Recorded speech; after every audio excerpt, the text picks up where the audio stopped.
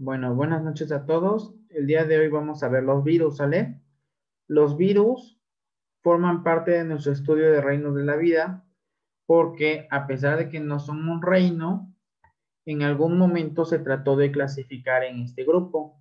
Entonces, vamos a ver que los virus como tal son un reino de organismos acelulares que siempre ha tratado de clasificarse en alguno de estos reinos y que al no tener una ubicación específica, pues bueno, se caracterizan por ser organismos acelulares.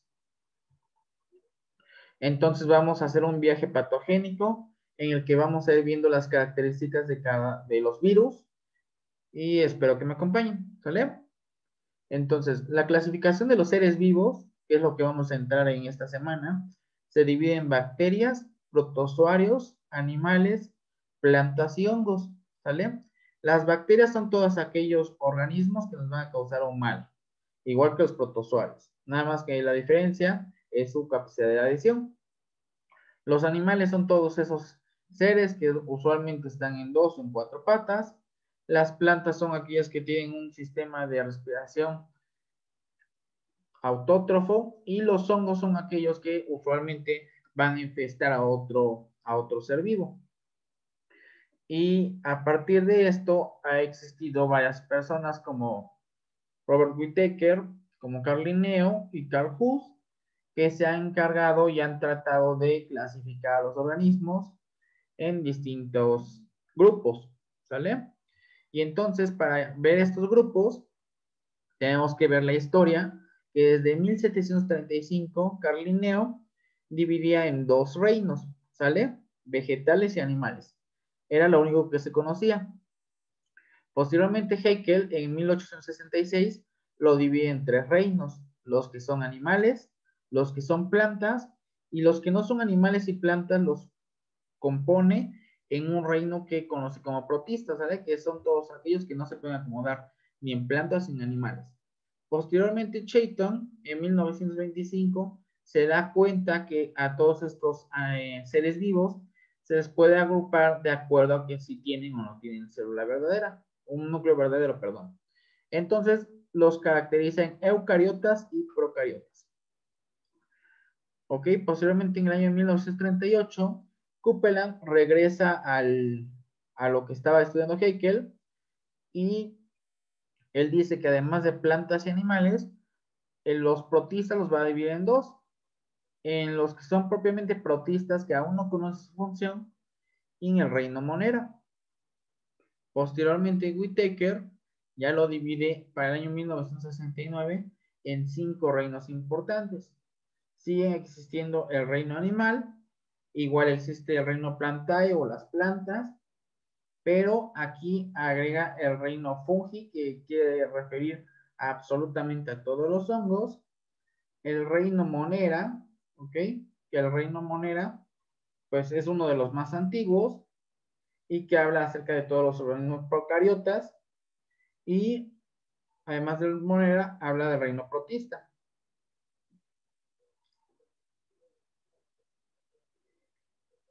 Entonces, el protista, el reino protista como tal, es todo aquel organismo eucariote que no se puede clasificar entre los tres reinos antiguos, o sea, no se puede clasificar ni como animal, ni como planta, ni como hongo. Posteriormente, ya para el año 1990, Huss dice que existen tres dominios en los que se pueden clasificar todos estos organismos, que son los eucariotas, las bacterias y los arqueas o las arqueas.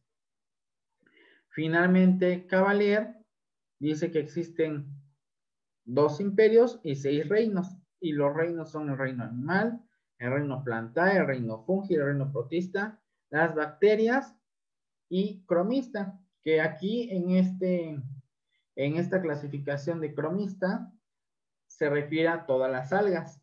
Y todo lo que no entra en todos estos seis reinos lo podemos encontrar en los organismos acelulares, que son los virus. Y es lo que nos compete ver el día de hoy.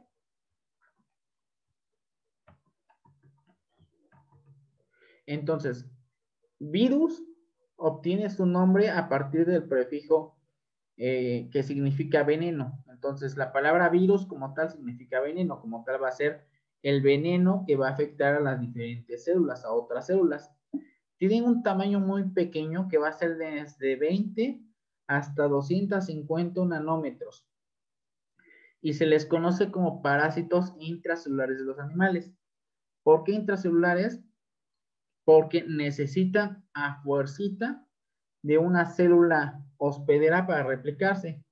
Si los virus no encuentran una célula en la cual puedan infestar y atacar, los virus no tienen vida. Por eso se les conoce como organismos sin vida hasta que infectan una célula. ¿Sale? Por lo tanto, como no tienen vida, pues carecen de metabolismo propio. Y vamos a ver cuál es el tamaño de un virus. Miren, aquí tenemos una tabla donde tenemos a una mujer adulta que mide 1 metro, los huevos del de gallina y el de avestruz que miden aproximadamente 1 centímetro, 10 milímetros, el huevo de la rana que mide 1 milímetro y posteriormente estamos viendo que en los micrómetros tenemos a las células tanto animales como vegetales. Más chicos que las células están los organelos, como las mitocondrias, las bacterias, y todavía 100 veces más chico que una mitocondria es el tamaño de un virus, como el virus de la gripe. Y solamente 10 veces más chico es una proteína. Entonces, imagínense que 250 nanómetros realmente no es nada. Es una partícula infinitamente pequeña que solamente la podemos ver con microscopios electrónicos, ¿sale? Aquí los microscopios ópticos no nos van a servir para ver un virus. Entonces era lo que les decía, que solamente se pueden ocupar microscopios electrónicos. Algo importante aquí, si ustedes recuerdan, las células eucariotas o las células somáticas, cuando se van a dividir y entran al proceso de división celular, pues deben de crecer su tamaño. Si recuerdan la fase G1, la fase S y la fase G2 de lo que es la división celular. Pues a diferencia de ellos, los virus no requieren aumentar su tamaño para su división.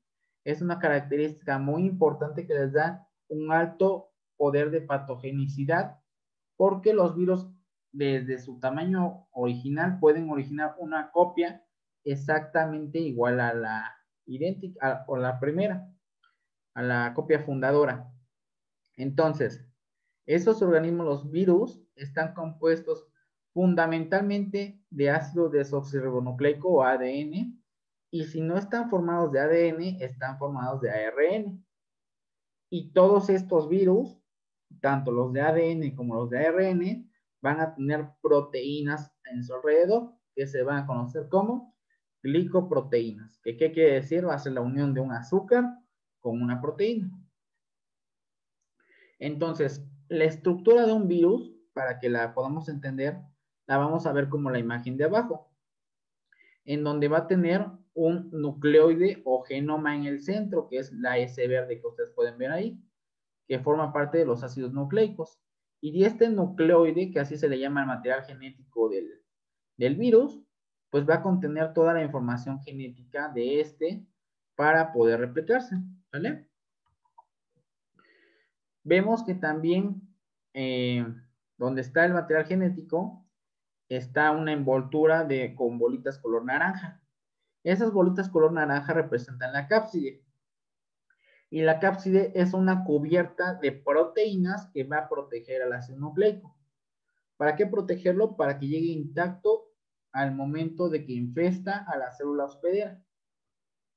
Entonces la cápside sirve como protección. Y luego, además de la cápside, tienen una envoltura, es decir, es como las galletas que vienen cubiertas en un empaque individual de galletas. Entonces, así es igualito. Aparte de que tienen una cápside, tienen una envoltura. Y la envoltura va a ser una bicapa lipoproteica, es decir, la unión de lípidos y proteínas, que va a producir adherencia a las células hospederas, es decir, va a facilitar su unión con las células huésped. Y al mismo tiempo también sirve de protección para el material genético. Entonces la envoltura solamente la vamos a ver en virus envueltos. Vamos a ver la clasificación de los virus que los podemos conocer como virus envueltos o virus desnudos. Entonces, cuando nosotros queremos hablar de un virus y queremos hablar específicamente de su tamaño o de su forma, nosotros no vamos a hablar de la forma de un virus, sino le vamos a decir cuál es la simetría de un virus. A final de cuentas, la simetría se refiere a la forma o a la estructura tridimensional que va a tener un virus. Entonces, la simetría de un virus, un concepto más científico y más apropiado, se define simetría como la disposición de la nucleocápside en el espacio. Que la nucleocápside, si ustedes recuerdan, pues va a estar protegiendo como tal al material genético. Entonces, la disposición de esta protección en el espacio es lo que va a determinar la simetría de un virus. Y vamos a tener 4 diferentes tipos de simetrías o de formas. La primera es la helicoidal, ¿sale? En donde vamos a tener un virus con el material genético totalmente adentro, que este material genético siempre va a ser un ARN. También vamos a tener simetría poliédrica, que usualmente en los poliedros siempre el material genético va a ser ADN. Tenemos también virus con simetría esferoidal, que la esferoidal, pues como su nombre lo dice, es como si fuera una esfera, y el principal representante de estos esferoidales es el virus de la influenza, y estos virus van a estar compuestos de ARN.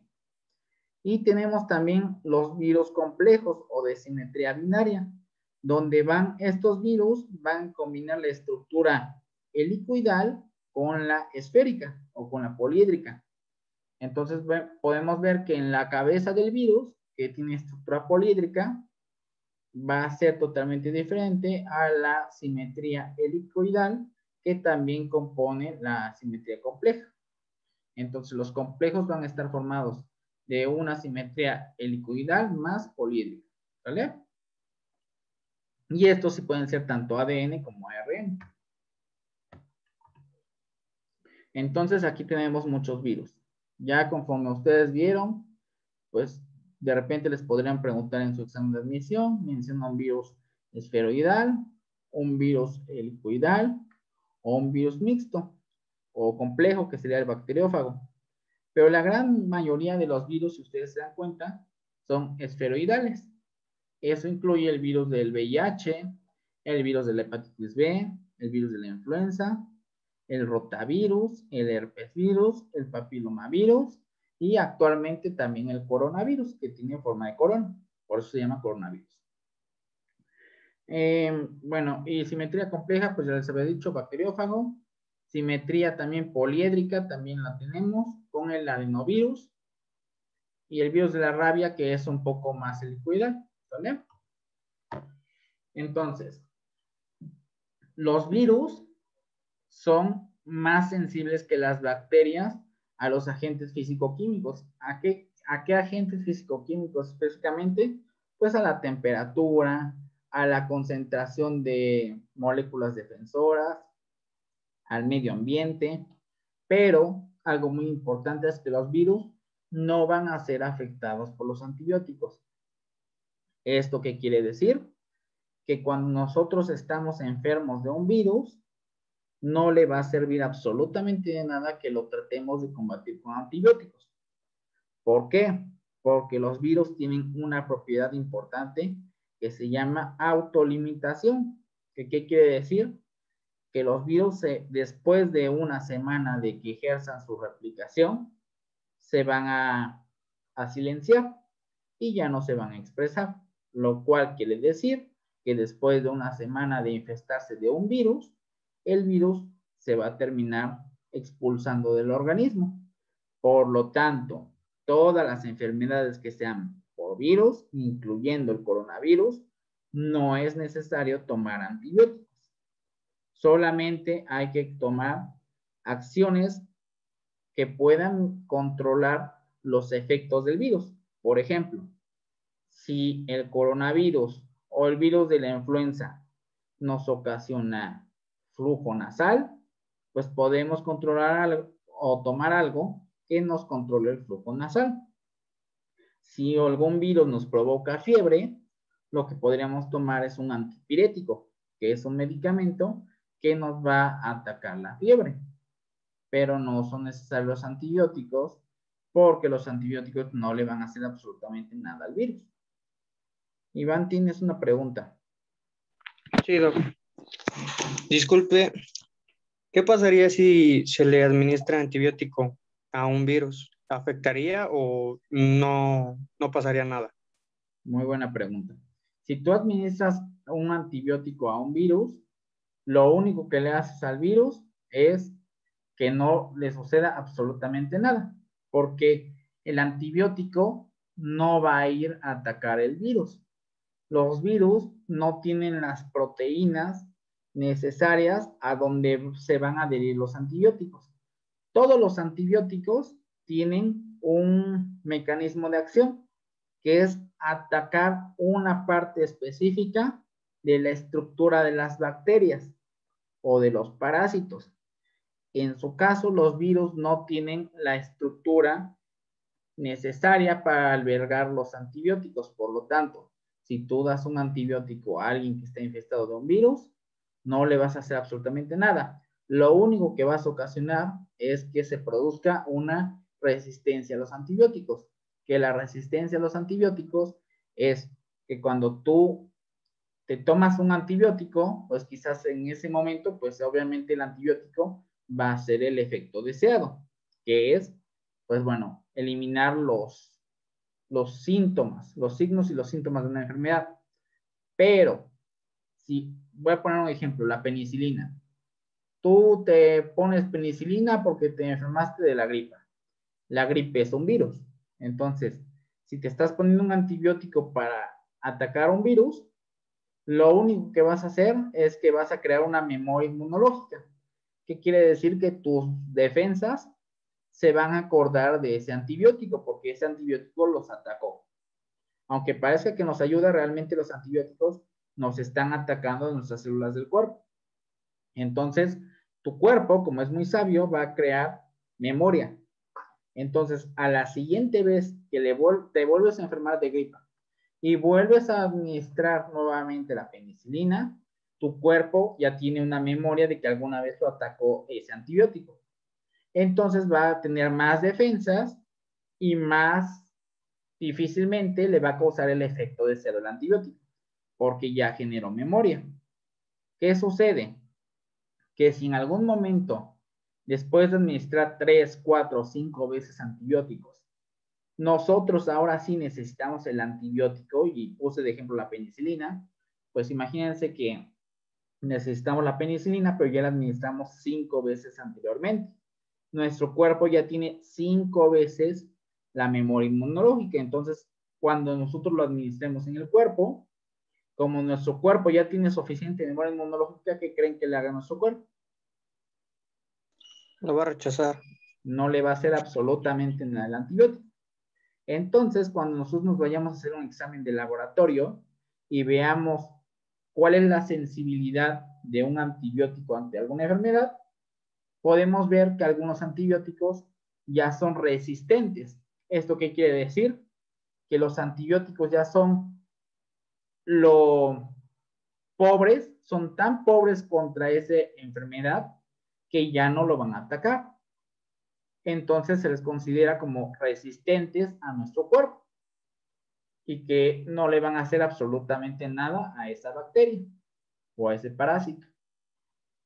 ¿Sale? Entonces ya comprendimos cuál es la importancia de no dar antibióticos a los onzos.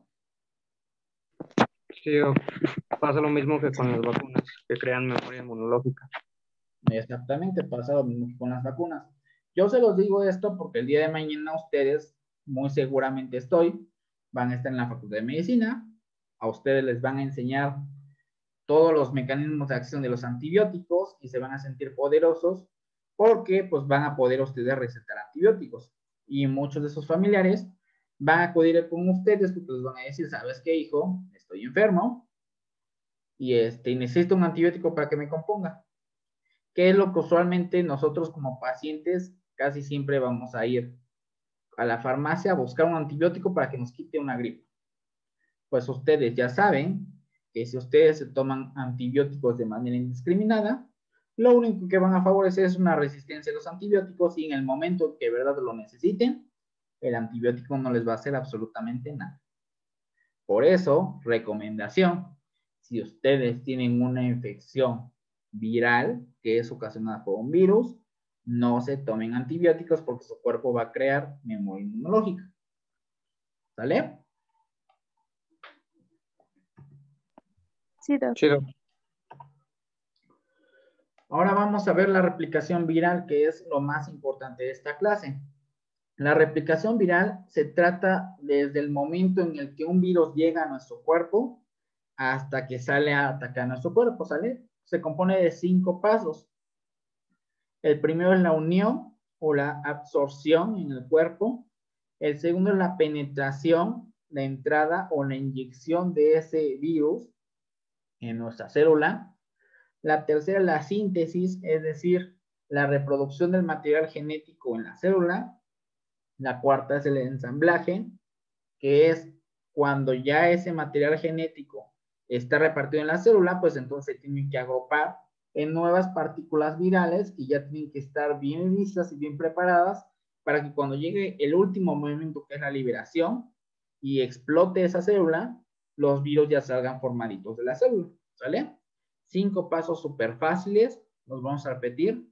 Primero, la unión. Segundo, la penetración. Tercero, la síntesis del material genético. La cuarta, el ensamblaje. Y la quinta, la liberación. Vamos a ir uno por uno. El primer paso es la absorción.